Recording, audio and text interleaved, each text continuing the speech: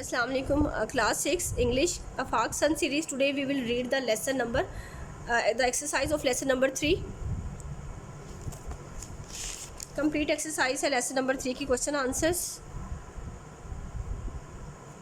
Question number 1, what will happen when it rains? There will come smell of the ground, swallows will be circling and the frog will be singing in the pool when it's rain.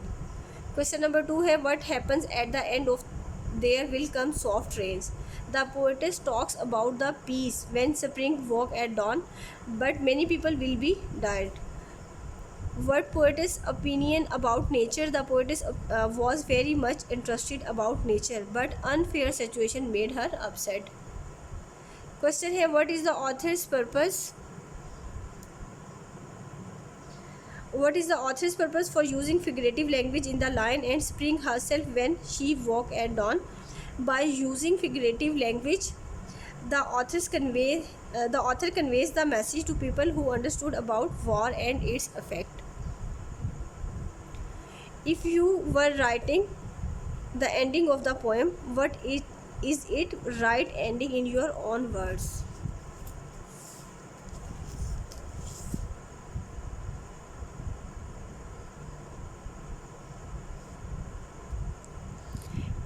If I were writing the ending, I would also make objections upon the misuse of technology. Next है what message does the poet want to convey by this poem? The poetess wants to tell us about humans' values which are being wasted due to misuse of technology. What is ironic in this world? The last 3 lines of this poem presented ironically. When spring will come, human will be gone and no one could know that what was actual happened. Next है summary. Write down the summary of this poem.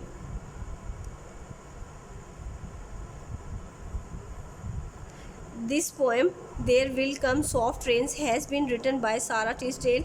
She presents World War message as personified by spring. When spring walk at dawn, everyone will be gone from this world. The poetess states that nothing will be affected by it except human being. As she says, not one would mind, neither bird nor tree. The poetess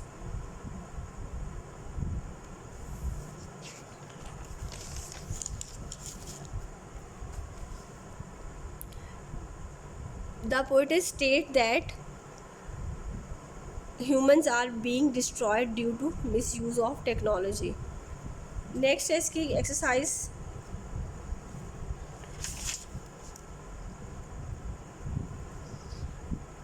Literary device, figure of speech.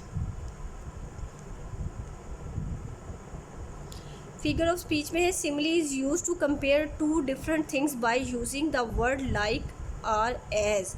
Simile क्या है कि किसी भी जब 2 चीज़ों को compare किया जाता है लेकिन उसके अंदर एज और लाइक ज़रूर आएगा तो वो सिमिली कहलाएगा. The lady is as cunning as a fox. You are as beautiful as your mom. Next है मेटाफर.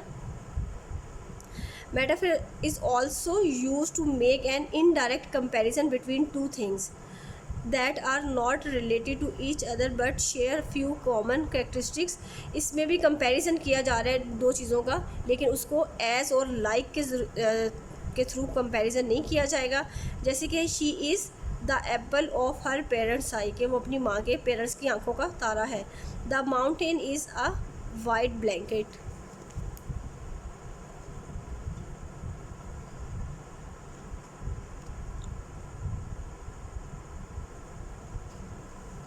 Next है personification. Personification gives human qualities to an abstract ideas, object or animals. किसी भी जानवर abstract ideas को या फिर किसी भी object को human qualities देना, मतलब non human things को human qualities देना personification के है. The sun is resting in the sky. जैसे कि sun rest कर रहा है आसमान में, जबकि rest जो है वो human के लिए यूज़ किया जाता है तो यहाँ पे sun के लिए इस्तेमाल किया गया कि वो आसमान के अंदर रेस्ट कर रहा है तो personify किया गया इसको. The bear hugs me tightly. ये जो ह्यूमन क्वालिटी है हग्स, ये ह्यूमंस के लिए यूज़ किया जाता है तो इसलिए यहाँ पे एनिमल को ये क्वालिटी दी है तो इसलिए ये पर्सोनिफाई किया गया यहाँ पे। एलिट्रेशन है, it refers to the repetition of similar initial letters sounds or group of sounds in a sentence. For example she shares shells with her sister, इसमें एस जो है वो बार बार रिपीट हो रहा है तो alliteration. He hold his hand on his head. Next है hyperbole. Hyperbole is mainly use for deliberate exaggeration in order to make a point, किसी चीज़ को बढ़ा चढ़ा के पेश करना, एग्जैजरेट करना। जैसे कि she is skinny as a toothpick, अब देखो वो स्किनी है, उसको पतला, उसके पतले होने को एक टूथपिक के साथ तशबीह दी जा रही है, उसको बढ़ा चढ़ा के बयान कर दिया है। I am waiting till death, जैसे कि कपल्स कहते हैं कि I will die without you, तो सेम लाइक कि मैं तुम्हारे बगैर मर जाऊंगा, या I am waiting till death, तो मैं तुम्हारा मरने तक इंतज़ार करूंगा। तो इसको एग्जैजरेट किया जा रहा है कि हम बढ़ा चढ़ा के उस बात को पेश कर रहे हैं, जबकि ऐसा होता नहीं है। Onomatopoeia, it is use to indicate a thing or an action by imitating or describing the sound related with it.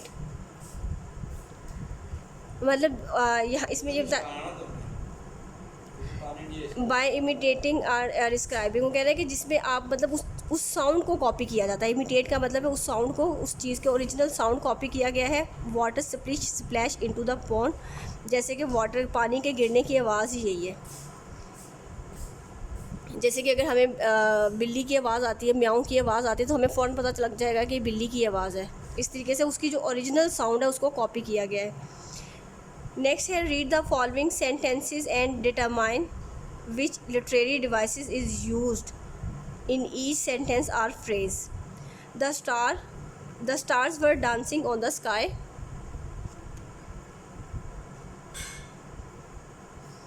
अब जो स्टार्स हैं वो डांसिंग कर रहे हैं, जबकि ये ह्यूमन क्वालिटी है, नॉन ह्यूमन थिंग को ह्यूमन क्वालिटी दी गई है। तो पर्सोनिफिकेशन है, life is a journey, life को कंपेयर किसके साथ किया गया, सफ़र के साथ, तो ये मेटाफर है।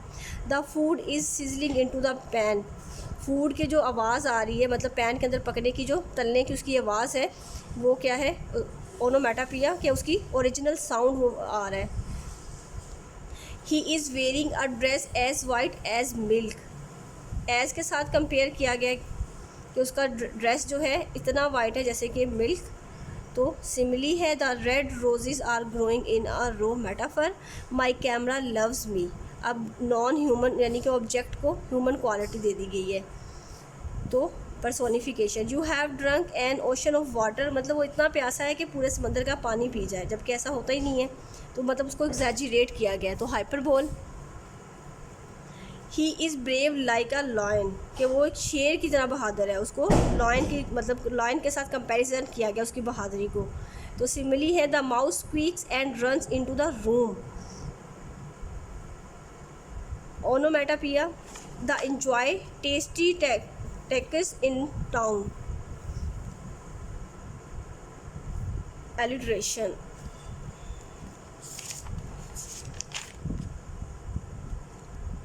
नेक्स्ट है ग्रामर। आर्टिकल के इसके रूल्स देख लेते हैं। An article is a word that comes before a noun, there are 3 articles a and the.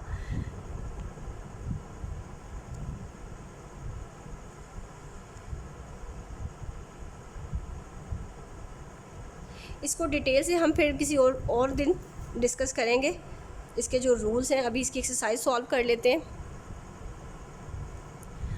Nil Armstrong was the first man to step on the moon, मतलब किसी चीज़ को स्पेसिफाई करने के लिए हम उसके साथ दाल गा देते हैं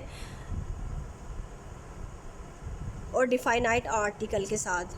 आई want to write a letter to my grandmother, rose is a beautiful flower. Sahil is the only boy to go on a trip. Dog is a domestic animal. Let us discuss a plan thoroughly. She is an Arabic girl, क्योंकि इसके अंदर जो है vowel sound आ रहा है। ज़रूरी नहीं है कि वॉवल का होना ज़रूरी है, जबकि वॉवल साउंड का होना ज़रूरी है। What a tidy room.